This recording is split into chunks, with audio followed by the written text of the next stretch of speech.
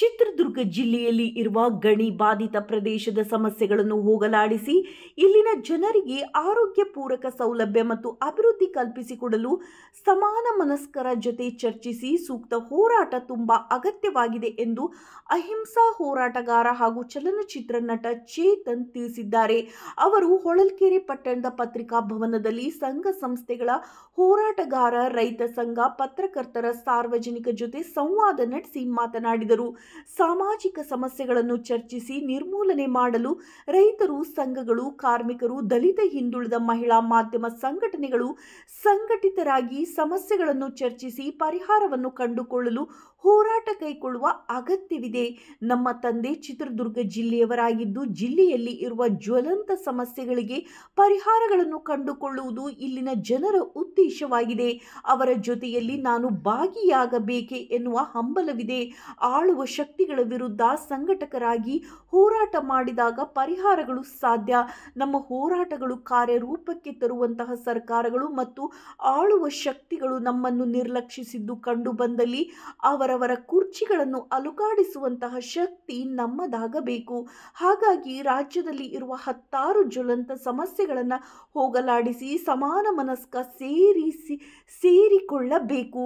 ರಾಜ್ಯದ ಜನರಿಗೆ ಅಭಿವೃದ್ಧಿ ಜೊತೆ ಕಲೆ, ಸಾಹಿತ್ಯ, ಕೃಷಿ, ಪರಿಸರ, ಸಾಂಸ್ಕೃತಿಕ ನೆಲೆಗಟ್ಟನ್ನು ಕಲ್ಪಿಸಿಕೊಡಲು ನಾವೆಲ್ಲರೂ ಚಿಂತಿಸುತ್ತಿದ್ದೇವೆ. ಈ ನಿಟ್ಟಿನಲ್ಲಿ ಸಮಾನ ಮನಸ್ಕರನ್ನು ಒಗ್ಗೂಡಿಸಿ ಸರಿ ವ್ಯವಸ್ಥೆಯನ್ನು ತರಬೇಕಾಗಿದೆ ಎಂದರು. ಆಗ ಏನು ಈಗಿನ ನಿವೃತ್ತ ನ್ಯಾಯಾಧೀಶರಿದ್ದಾರೆ ಸಂತೋಷ್ ಹೆಗಡೆಯವರು, ಹೈಕೋರ್ಟ್ ಜಸ್ಟಿಸು, ಅವರ ನೇತೃತ್ವದಲ್ಲಿ ಚಿತ್ರದುರ್ಗ ಜಿಲ್ಲೆಗೆ ಬಂದು ಜಿಲ್ಲಾಧಿಕಾರಿ ವಿಶ್ವಾಸ ಕಮಿಷನರ್ ಆಗಿದ್ದಾರೆ. ಅವರ ನೇತೃತ್ವದಲ್ಲಿ ಇಲ್ಲಿ ಹೊಳಲ್ಕೆರೆ ಹತ್ರ ನಾಗೇನಹಳ್ಳಿ ಅಂತ ಬರುತ್ತೆ. ಆ ನಾಗೇನಹಳ್ಳಿಯಲ್ಲಿ ನೂರಾರು ವೆಹಿಕಲ್ಗಳನ್ನು ಸೀಜ್ ಮಾಡಿ, ಸಾವಿರಾರು ಟನ್ ಗಣಿಯನ್ನು ಸೀಜ್ ಮಾಡಿ, ಅದರ ಜೊತೆಗೆ ಜಂತ್ಕಲ್ ಮೈನ್ಸ್ ಅಂತ ಒಂದಿತ್ತು. ಯಾರ್ದು ಅದು ಜಂತ್ಕಲ್ ಮೈನ್ಸ್ ಅಂದರೆ HD ಕುಮಾರಸ್ವಾಮಿ ಮತ್ತು ಅವರ ಶ್ರೀಮತಿ ಮತ್ತು ವಿನಯ್ ಗೋಯಲ್ ಅಂತ ಹೇಳಿದ್ರು, ಬಾಂಬೆ ಓನರ್ ಗೋಯಲ್ ಅವರ ನೇತೃತ್ವದಲ್ಲಿ ಅದು ನಡೀತಾ ಇತ್ತು. ಅದು ಫೇಕ್ ಕಂಪ್ನಿ. ಅದು ಅಂದರೆ ನ್ಯಾಷನಲ್ ಲೆವೆಲಲ್ಲೇ ಅದನ್ನು ಆರ್ಡ್ರನ್ನ ಫೇಕ್ ಮಾಡಿ ಕುಮಾರಸ್ವಾಮಿ ಅವರು HD ಕುಮಾರಸ್ವಾಮಿ ರಿನಿವಲ್ ಮಾಡಿದರು ಅಂತ ಹೇಳಿ ಗೊತ್ತಾದ ಹಿನ್ನೆಲೆಯಲ್ಲಿ ನಾವು ಹೋರಾಟ ಎಲ್ಲ ಮಾಡಿ ಪತ್ರಿಕೆಯಲ್ಲಿ ಕರೆಸಿ ಅವ್ರನ್ನ ಸಂತೋಷ್ ಹೆಗ್ಡೆ ಅವ್ರನ್ನ ಕರೆಸಿ ನಾವು ಮಸ್ಟನ್ನು ರೈಡ್ ಮಾಡಿಸಿ ಎಲ್ಲ ಮಾಡಿದ್ವಿ. ಅದ್ರ ಬಳಿಕ ಏನಾಯ್ತಪ್ಪ ಅಂತಂದರೆ ಮತ್ತೆ ಆ ಹೋರಾಟವನ್ನು ಮುಂದುವರಿಸಲಿಕ್ಕೆ ನಮಗೂ ಆಗಲಿಲ್ಲ. ಬೇರೆ ಬೇರೆ ಕಾರಣಗಳು, ಒತ್ತಡಗಳು ಎಲ್ಲ ಆಗಿತ್ತು. ಆದರೆ ಇಷ್ಟು ದಿನ ನಡ್ಕೊಂಬಂದಿದೆ. ಇವತ್ತು ಗಣಿಗಾರಿಕೆ ಅನ್ನೋಂಥದ್ದು ಬಹಳ ದೊಡ್ಡ ಆದಂಥ ಒಂದು ಸಾಮಾಜಿಕವಾದಂಥ ಆರೋಗ್ಯದ ಮೇಲೆ ಪರಿಣಾಮ ಬೀರುವಂಥ ದೊಡ್ಡ ಅಪಾಯಕಾರಿಯಾದಂಥ ಒಂದು ವಸ್ತು ಆಗಿದೆ. ಅದರಿಂದ ಸಾಕಷ್ಟು ಅಭಿವೃದ್ಧಿ ಇರ್ಬೋದು, ಲಾಭ ಇರ್ಬೋದು. ಆದರೆ ಅರಣ್ಯ ಸಂಪತ್ತು ನಾಶ ಆಗ್ತಾಯಿದೆ. ಆ ಭಾಗದಲ್ಲಿರ್ತಕ್ಕಂಥ ಜನಜೀವನ ಅಸ್ತವ್ಯಸ್ತಗೊಳ್ತಾ ಇದೆ. ಪ್ರಾಣಿ ಪಕ್ಷಿಗಳು ಅಸ್ತವ್ಯಸ್ತಗೊಳ್ತಾ ಇದೆ. ಜಲಮೂಲಗಳು ಹಾಳಾಗಿ ಹೋಗ್ತಾ ಇದೆ. ಈ ಥರದ್ದೆಲ್ಲ ಅನೇಕ ರೀತಿಯಾದಂಥ ಸಮಸ್ಯೆಗಳು ಈ ಭಾಗದಲ್ಲಿ ಕಂಡು ಬರ್ತಾ ಇದೆ. ಆ ನಿಟ್ಟಿನಲ್ಲಿ ತಾವು ಸಾಕಷ್ಟು ಹೋರಾಟ ಹಮ್ಮಿಕೊಂಡಿದ್ರೆ ನಾವು ಹಂಗಾಗಿ ನಿಮಗೆ ಹೃದಯಪೂರ್ವಕವಾದಂತಹ ಧನ್ಯವಾದಗಳು. ಅದರಲ್ಲಿ ನಮ್ಮ ರಮೇಶ್ ಅವರು ಕಳೆದ 4-5 ತಿಂಗಳ ಮುಂಚೆ ಅದನ್ನು ಒಂದು ಸರಿ ಮಾಡಬೇಕು, ಆ ಭಾಗದಲ್ಲಿ ಇರೋಂಥ ಸಮಸ್ಯೆ ಹೋಗಲಾಡಿಸ್ಬೇಕು ಅಂತೇಳಿ ಕಮಿಟಿಯೆಲ್ಲ ಮಾಡಿ ಅವರು ಹೋರಾಟವನ್ನು ಮಾಡ್ತಾರೆ. ಅದು ಒಂದು ಒಳ್ಳೆಯ ಉತ್ತಮವಾದಂಥ ಬೆಳವಣಿಗೆ. ಅವ್ರಿಗೆ ನಮ್ಮ ಸಹಕಾರ ಪ್ರೋತ್ಸಾಹ ಇದೆ. ಕರೆಕ್ಟ್ ನಾವು ಭಾಗವಹಿಸಿಲ್ಲ ಅಷ್ಟೇ. ಈ ಥರದ ಹಲವಾರು ಚಿಂತನೆಗಳನ್ನು ನಮ್ಮ ಚೇತನ್ ಸರ್ ಅವರು ರಾಜ್ಯದಲ್ಲಿ ಇಟ್ಕೊಂಡು ಹೋರಾಟ ಮಾಡ್ತಿದ್ದಾರೆ. ಅವ್ರ ಹೋರಾಟಕ್ಕೆ ನಾವು ಯಾವತ್ತೂ ಸಹ ಅವ್ರು ಎಲ್ಲಿ ಹೋಗೋಕ್ಕೆ, ಬರಲಿಕ್ಕೆ, ಮಾಡಲಿಕ್ಕೆ, ಸಪೋರ್ಟ್ ಮಾಡಲಿಕ್ಕೆ ನಾವು ಯಾವತ್ತೂ ರೆಡಿ ಇದ್ದೀವಿ. ಇದಷ್ಟೇ ಅಲ್ಲ, ಇನ್ನೂ ಬೇರೆ ಬೇರೆ ಪರಿಸರಕ್ಕೆ ಸಂಬಂಧಪಟ್ಟಂಥಷ್ಟು ಸಾಕಷ್ಟು ಸಮಸ್ಯೆಗಳು ನಮ್ಮನ್ನು ಕಾಡ್ತಾ ಇದೆ. ಹಾಗಾಗಿ ಅಂಥ ಸಮಸ್ಯೆಗಳನ್ನು ನೀವು ರಾಜ್ಯ ಮಟ್ಟದಲ್ಲಿ ತಮ್ಮದೇ ಆದಂಥ ಒಂದು ಛಾಪು ಇದೆ, ಒಂದು ಗೌರವ ಇದೆ, ನಿಮ್ಮ ವಾಯ್ಸ್ಗೆ ನಿಜವಾಗ್ಲೂ ಬೆಲೆ ಇದೆ. ತಾವುಗಳು ಈಗ ಹೋರಾಟಕ್ಕೆ ನಮ್ಮೆಲ್ಲರ ಪುಣ್ಯ, ನಮ್ಮ ರೈತ ಸಮುದಾಯದ ಪುಣ್ಯ. ಈಗ ನಮ್ಮ ರೈತ ಸಂಘದವರು ಪಾಪ ಕಳೆದ 20 ವರ್ಷದಿಂದ ಅಪ್ಪರ್ ಭದ್ರಾ ನೀರಾವರಿ ಹೋರಾಟವನ್ನು ಮಾಡ್ತಾಯಿದ್ದಾರೆ. ಆದರೆ ಅದಕ್ಕೆ ಫಂಡ್ ಇಲ್ಲ, ಹೋರಾಟ ಮಾಡೋದಿಲ್ಲ. ಜನ ಪ್ರತಿನಿಧಿಗಳು ಆ ತಕ್ಷಣ ಯಾವುದೋ ಒಂದು ಭರವಸೆಯನ್ನು ಕೊಡ್ತಾರೆ, ಆ ಹೋರಾಟವನ್ನು ಹತ್ತಿಕ್ತಾರೆ. ಈ ಥರದ್ದೆಲ್ಲ ಸಮಸ್ಯೆಗಳು ಸಾಕಷ್ಟು ನೀವು ಅಧ್ಯಯನ ಮಾಡಿರ್ತೀರ. ನಮ್ಮ ಮನವಿ ಏನಪ್ಪ ಅಂದರೆ, ನಮ್ಮ ಚಿತ್ರದುರ್ಗ ಜಿಲ್ಲೆಯಲ್ಲಿ ನಡೀತಕ್ಕಂಥ ಗಣಿಗಾರಿಕೆಯಿಂದ ಆಗ್ತಕ್ಕಂಥ ಎಲ್ಲ ಪರಿಣಾಮಗಳನ್ನು ಹೋಗಲಾಡಿಸುವಂಥ ಕೆಲಸವನ್ನು ನೀವು ಮಾಡಿಕೊಡ್ಬೇಕಂತ ನನ್ನದೊಂದು ಮನವಿ ಇದೆ. ಅದರ ಜೊತೆಗೆ ನಮ್ಮ ರೈತರು ಏನು ಚಿತ್ರದುರ್ಗ ಜಿಲ್ಲೆ, ಕೋಲಾರ ಜಿಲ್ಲೆ ಮತ್ತು ತುಮಕೂರು ಜಿಲ್ಲೆಗೆ ಅಪ್ಪರ್ ಭದ್ರಾ ಯೋಜನೆಯಲ್ಲಿ ಸುಮಾರು 250 ಕಿಲೋಮೀಟರು ಅದು ಚಾನಲ್ ಹೋಗಬೇಕಾಗಿತ್ತು ಅಪ್ಪರ್ ಭದ್ರಾ, ಅದು ಅಷ್ಟು ಆಗಿಲ್ಲ, ಸ್ವಲ್ಪ ಆಗಿದೆ. ಅದನ್ನು ಸಹ ಪೂರ್ಣಗೊಳಿಸಿ ಕೊಟ್ಟರೆ ಈ ಬಯಲುಸೀಮೆಗೆ ನೀರು ಉಣಿಸಿದಂಥ ಒಂದು ಪುಣ್ಯ ನಮಗೂ ಬರುತ್ತೆ. ಹಾಗಾಗಿ ಇಂಥ ಹಲವಾರು ಕೆಲಸ ಮಾಡಿದ್ರೆ ಇನ್ನೂ ಬೇರೆ ಬೇರೆ ಬೇರೆ ಬೇರೆ ಸಾಕಷ್ಟು ಸಮಸ್ಯೆಗಳು ರಾಜ್ಯದಲ್ಲಿದೆ. ಈಗ ಎಲ್ಲಿ ಇದು ಪಶ್ಚಿಮ ಘಟ್ಟಗಳಲ್ಲಿ ಇವತ್ತು ಗಣಿಗಾರಿಕೆಯನ್ನು ಮಾಡಬೇಕು ಅಂತೇಳಿ ಪರ್ಮಿಷನ್ ಕೊಡ್ತಾ ಇರೋವಂಥದ್ದು.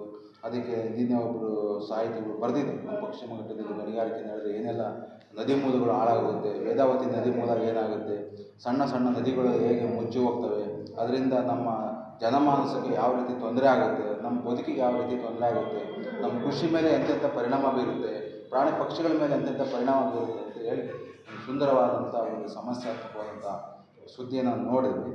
ಆದರೆ ಏನಾಗುತ್ತೆ, ನಾವ್ಯಾರು ಇಲ್ಲಿ ಹೊಳಲ್ಕೆರೆಯಲ್ಲಿದ್ದು ನಾವು ಜೀವನ ಮಾಡೋದೇ ಕಷ್ಟ ಇದ್ದು ನಿಮ್ಮಷ್ಟು ಪ್ರಖರವಾಗಿ ಹೋರಾಟ ಮಾಡೋಕ್ಕೆ ನನಗೆ ಚಿತ್ರದುರ್ಗ ಜಿಲ್ಲೆ ಅನ್ನೋದು ವಿಶೇಷವಾದ, ನನಗೆ ಸೈದ್ಧಾಂತಿಕವಾಗಿ ಹತ್ತಿರ ಇರೋ ಜಿಲ್ಲೆ. ಯಾಕೆಂದರೆ ನಮ್ಮ ಮಾದರಿಯಾದ ತಂದೆ ಪೆರಿಯಾರಿನ ಒಂದು ಮೂಲತಃ ಚಿತ್ರದುರ್ಗದವರೇ. ಸೊ ಆ ಒಂದು ಇವತ್ತಿನ ದಿನ ಸಮಸ್ಯೆಗಳು, ಅದು ಅನೇಕ ಸಮಸ್ಯೆ ಹೊಳಲ್ಕೆರೆಯಲ್ಲಾಗಿರ್ಬೋದು, ಚಿತ್ರದುರ್ಗ ಆಗಿರ್ಬೋದು, ಕರ್ನಾಟಕ ದೇಶದಲ್ಲಾಗಿರ್ಬೋದು, ಅದೆಲ್ಲ ಸಮಸ್ಯೆಗಳಿಗೂ ನಮ್ಮ ತಂದೆ ಪೆರಿಯಾರಿನ ಒಂದು ಸಮಾಜದ ಪರಿಕಲ್ಪನೆಯಲ್ಲಿ ಎಷ್ಟು ಪರಿಹಾರಗಳಿದೆ. ಸೊ ಅದನ್ನು ಅರ್ಥೈಸ್ಕೊಂಡು ಅದನ್ನು ವಿಚಾರದ ಮುಖಾಂತರ ಥಿಯರಿಯಿಂದ ಪ್ರಾಕ್ಟಿಕಲ್ ಆಗಿ ತಂದು ಅದನ್ನು ನಾವು ಸೊಲ್ಯೂಷನ್ ಬೇಸ್ಡಾಗಿ ಮಾಡಿದ್ರೆ ಎಷ್ಟೋ ಸಮಸ್ಯೆಗಳಿಗೆ ಪರಿಹಾರ ಸಿಗ್ಬೋದು ಅಂತ ಹೇಳಕ್ಕೆ ಇಷ್ಟಪಡ್ತೀನಿ. ಇವತ್ತಾಗಲೇ ನಾನು ಕೆಲವು ತಿಂಗಳುಗಳಿಂದ ರಮೇಶ್ ಅವರು ಮತ್ತು ಅವರು ಯಾರು ನಮಗೆ ಭಾಳ ಗಟ್ಟಿಯಾಗಿ ಈ ಗಣಿಬಾಧಿತ ಪ್ರದೇಶಗಳಲ್ಲಿ ಮೈನಿಂಗ್ ಮೇಲೆ ಕಡಿವಾಣ ಹಾಕಬೇಕು ಮತ್ತು ಅದರ ಸಮಸ್ಯೆಗಳಿಗೆ ಒಂದು ಶಾಶ್ವತವಾದ ಪರಿಹಾರ ಸಿಗಬೇಕು ಅನ್ನೋ ಒಂದು ಗಟ್ಟಿಯಾದ ಹೋರಾಟ ಮಾಡ್ತಾಯಿದ್ದಾರೆ. ಅವ್ರ ಜೊತೆ ಹೋರಾಟ ಮಾಡೋಕ್ಕೆ ಅವಕಾಶ ಸಿಕ್ಕಿದೆ. ಮತ್ತು ನಮ್ಗೆ ಇವತ್ತಿನ ಪತ್ರಿಕಾ ಮಾಧ್ಯಮದವರು ಭಾಳ ಉತ್ತಮವಾದ ಕೆಲಸಗಳು ಮಾಡ್ತಾಯಿದ್ದಾರೆ. ಯಾಕಂದರೆ ಸಂಘಟನೆ ಮುಖಾಂತರ ಅವರು ಬರೀ ಒಂದು ಎಷ್ಟೋ ಪತ್ರಿಕೆಗಳು ಒಂದು ಲ್ಯಾಪ್ಟಾಪ್ ಮೀಡಿಯಾ ಆಗ್ತಿರೋದು ಈ ವ್ಯವಸ್ಥೆಗೆ, ಅದು ಬಿಟ್ಟು ಒಂದು ವಾಚ್ ಟಾಗ್ ಮೀಡಿಯಾ ಕೆಲಸ ಮಾಡ್ತಾಯಿದ್ದಾರೆ. ಅದು ಭಾಳ ಉತ್ತಮ ಕೆಲಸ. ನಮ್ಮ ಹಿರಿಯ ಪತ್ರಕರ್ತರು ಹೇಳಿದ್ರು, ಏನು ಒಂದು ವಾಚ್ ಟಾಗ್ ಮೀಡಿಯಾ ಆಗಿ ಮಾಡಿ ಏನು ಇವತ್ತಿನ ದಿನ ಒಂದು ಮೈನಿಂಗ್ ಸಮಸ್ಯೆಗಳಿಗೆ ಅವ್ರ ರೀತಿಯಲ್ಲಿ ಅದನ್ನು ಒಂದು ರೀತಿ ತಡ ಹಿಡಿದಿದ್ದಾರೆ. ಸೊ ಅದು ಕೂಡ ಭಾಳ ಉತ್ತಮ ಕೆಲಸಗಳು. ನಮಗೆ ಈ ವಿಚಾರದಲ್ಲಿ ನೋಡಿದ್ರೆ ಮೈನಿಂಗ್ ಹೊಳಲ್ಕೆರೆಯಲ್ಲಿ ಏನೇನು ಸಮಸ್ಯೆಗಳಾಗ್ತಾಯಿದೆ ದೊಡ್ಡ ಪ್ರಮಾಣದಲ್ಲಿ, ಈ ಸಮಸ್ಯೆಗಳು ನಮಗೆ ಅದನ್ನು ಬಗೆಹರಿಸೋದು ಬಿಟ್ಟು ಈ ಆಳುವ ಶಕ್ತಿಗಳು ಅದಕ್ಕೆ ಇನ್ನೂ ಒಂದು ರೀತಿ ತುಪ್ಪ ಸುರಿತಾ ಇದೆ. ಯಾಕೆಂದರೆ ನಮಗೆ ಮುಂಚೆ ಹೆಂಗಿತ್ತು ಅಂದರೆ ಬೇರೆ ಬೇರೆ ಜಿಯಾಲಜಿ ಪರ್ಮಿಷನ್ ಆಗಿರ್ಬೋದು, ಫಾರೆಸ್ಟ್ ಪರ್ಮಿಷನ್, ರೆವಿನ್ಯೂ ಪರ್ಮಿಷನ್ ತರದ್ದು ಬಿಟ್ಟು ಇವಾಗ ಅದನ್ನು ಇನ್ನೂ ಅನುಕೂಲ ಮಾಡಿ ಸಿಂಗಲ್ ವಿಂಡೋ ಆಪ್ಷನ್ ಅಂತ ಮಾಡಿ ಇನ್ನೂ ಈ ಮೈನಿಂಗ್ ಲಾಬೀಸ್ಗಳಿಗೆ ಒಂದು ರೀತಿ ಲೈಸೆನ್ಸ್ಗಳಿಗೂ ಪಡೆಯೋಕ್ಕೆ ಇನ್ನೂ ಅನುಕೂಲ ಮಾಡಿಕೊಟ್ಟಿರೋ ಈ ವ್ಯವಸ್ಥೆ ನಿಜವಾಗ್ಲೂ ಉಳುವವನೇ ಒಡೆಯ ಅನ್ನೋದು ಅಲ್ಲವೇ ಅಲ್ಲ, ಉಳ್ಳವನೇ ಒಡೆಯ ಅನ್ನೋ ರೀತಿಯಲ್ಲಿ ಈ ವ್ಯವಸ್ಥೆನೇ ಆಗ್ತಾಯಿದೆ. ಅದರಿಂದ ನಮ್ಮ ರೈತರಿಗೂ ಭಾಳ ರೀತಿ ಕಷ್ಟ ಆಗ್ತಾಯಿದೆ. ನಮ್ಮೆಲ್ಲ ಒಂದು ಜನಜೀವನ, ಒಂದು ಆರೋಗ್ಯದ ಸಮಸ್ಯೆಗಳು, ಪರಿಸರ ಸಮಸ್ಯೆಗಳು, ಎಲ್ಲ ರೀತಿ ಆದಿವಾಸಿಗಳ ಕಾಡಿನ ಹಕ್ಕಿನ ಸಮಸ್ಯೆಗಳು, ಎಲ್ಲ ರೀತಿ ಸಮಸ್ಯೆಗಳಾಗ್ತಾಯಿದೆ. ಇದಕ್ಕೆ ನಾವು ಹೋರಾಟ ಮಾಡೋದು ಭಾಳ ಮುಖ್ಯ. ಇವತ್ತು ನಿನ್ನೆನೂ ಕೂಡ ನಮ್ಮ ಟೀಮ್ ರಮೇಶ್ ಅವರು ಮತ್ತು ನಮ್ಮ ತಂಡ ಎಲ್ಲ ಹೋಗಿ ಸಂತೋಷ್ ಹೆಗ್ಡೆ ಅವರು ಯಾರು ನಮ್ಮ ಹಿರಿಯ ಪತ್ರಕರ್ತರು ಹೇಳ್ತಾಯಿದ್ರು, ಅವ್ರ ಮುಖಾಂತರ ಭಾಳ ಗಟ್ಟಿಯಾದ ಒಂದು ರೀತಿಯ ನ್ಯಾಯಕ್ಕೋಸ್ಕರ ಎಷ್ಟೋ ಒಂದು ರೀತಿ ಹೋರಾಟಗಳಾಗಿದೆ.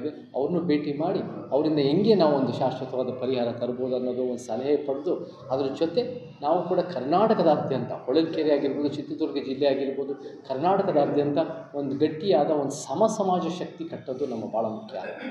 ಯಾಕೆಂದರೆ ಇವತ್ತು ನಮಗೆ ನಮ್ಮ ಮಾದರಿಯಾದ ಬಾಬಾ ಸಾಹೇಬ್ ಅಂಬೇಡ್ಕರ್ ಕೂಡ ಹೇಳ್ತಾರೆ, political power is the master key to open all doors and locks ಅಂತ ಹೇಳ್ತಾರೆ. ಸೊ ನಾವು ಎಷ್ಟೇ ಹೋರಾಟ ಮಾಡಿದ್ರು, ಎಷ್ಟೇ ಅನ್ಯಾಯ ವಿರುದ್ಧ ಗಟ್ಟಿಯಾಗಿ ನಾವು ನಿಂತ್ಕೊಂಡ್ರು, ಎಷ್ಟೇ ನ್ಯಾಯಬದ್ಧವಾಗಿದ್ದರು, ಎಷ್ಟೇ ಸಾವಿರಾರು ಜನ ಸೇರಿದ್ರೂ ಕೂಡ ಈ ಆಳುವ ಶಕ್ತಿಗಳಿಗೆ ಅದನ್ನು ಮಾಡೋಕ್ಕೆ, ಅದನ್ನು ಒಂದು ರೀತಿ ಕಾರ್ಯರೂಪಕ್ಕೆ ತರೋಕ್ಕೆ ಉದ್ದೇಶ ಇಲ್ಲ ಅಂದರೆ ಅವ್ರು ಮಾಡಲ್ಲ.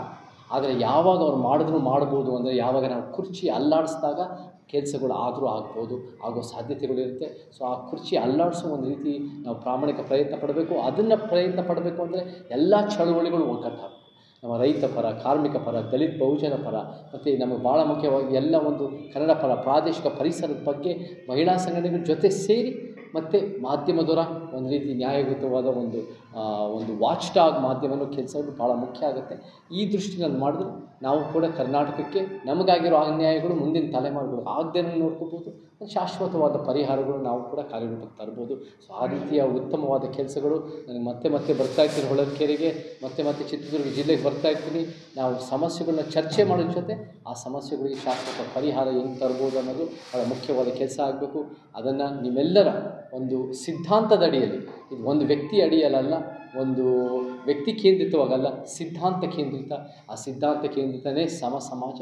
ಆ ಸಮ ಸಮಾಜ ಅನ್ನೋದೇ ನಮ್ಮ ಸಂವಿಧಾನ ಪೀಠಿಕೆ ಹೇಳುತ್ತೆ ಅಂತ ಹೇಳಿ ಇವತ್ತು ಮತ್ತೆ ನಿಮ್ಮೆಲ್ಲರ ಜೊತೆ ಸೇರೋಕ್ಕೆ, ಇಂಥ ಹಿರಿಯರು, ವಿಚಾರವಂತರು, ಸಮಾಜಕ್ಕೆ ಅಪಾರ ಕೊಡುಗೆ ಕೊಟ್ಟಿರೋರು ಎಲ್ಲರ ಜೊತೆ ಹೊಳಲ್ಕೆರೆದ್ರೆ ನನಗೂ ಭಾಗವಹಿಸಿಕೊಂಡು ಅವಕಾಶ ಸಿಕ್ಕಿದ್ರೆ ಮುಂದೆ ನಾನು ಧನ್ಯವಾದಗಳು ಹೇಳ್ತೀನಿ. ಮುಂದಿನ ದಿನಗಳಲ್ಲಿ, ತಿಂಗಳುಗಳಲ್ಲಿ, ವರ್ಷಗಳಲ್ಲಿ ಮತ್ತೆ ಬರ್ತೀನಿ ಅಂತ ಹೇಳಕ್ಕೆ ಇಷ್ಟಪಡ್ತೀನಿ. ಸೊ ಧನ್ಯವಾದಗಳು ಎಲ್ಲರಿಗೂ. ಜೈ ಕರ್ನಾಟಕ, ಜೈ ಕರ್ನಾಟಕ.